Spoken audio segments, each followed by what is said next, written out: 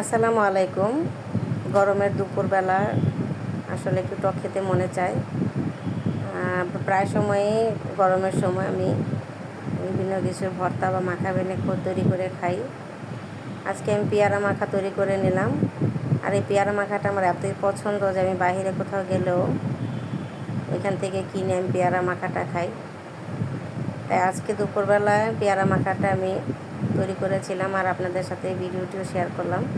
প্রথমে আমি এখানে 2টা পেয়ারা নিয়ে ধুয়ে পরিষ্কার করে নিলাম, আর এগুলোকে আমি এখন কিউব কিউব করে কেটে নেব। দুটোটা পেয়ারায় আমি এখানে কিউব করে কেটে নিলাম। আর গরমে কিন্তু টক জাতীয় জিনিসটা খেতে একটু ভালো লাগে, আর সেই সাথে যদি আমরা কয়েকজন মিলে বসে খাই তাহলে তো কোনো কথাই নেই, ভর্তার স্বাদ আরও বেড়ে যায়। আসলে ভর্তা জাতীয় জিনিস খেতে একা খেতে ভালো লাগে না, কয়েকজন মিলে খেলে ভর্তাটা খেতে খুব ভালো লাগে। আমার পেয়ারাগুলোকে কিউব করে সবগুলো কাটা হয়ে গেলে আমি এগুলোকে একটা বাটিতে নিয়ে নেব।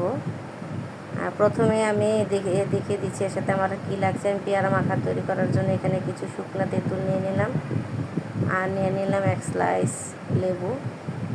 তারপরে আমি পেয়ারাগুলোকে একটা বাটিতে নিয়ে নিলাম, যে বাটিতে আমি মাখাবো।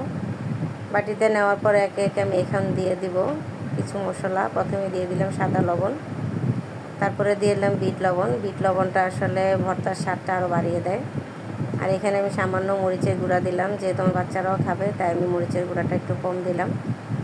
আর এইগুলো হচ্ছে সরিষার গুঁড়া।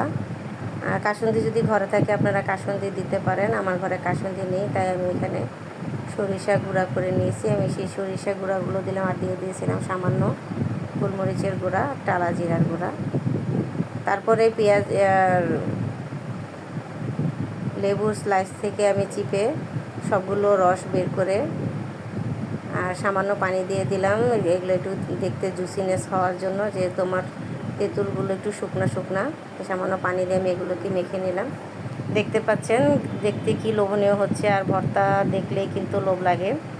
যারা যারা মাখা খুব পছন্দ করেন তাদের জন্য এই ভিডিওটি। ধন্যবাদ।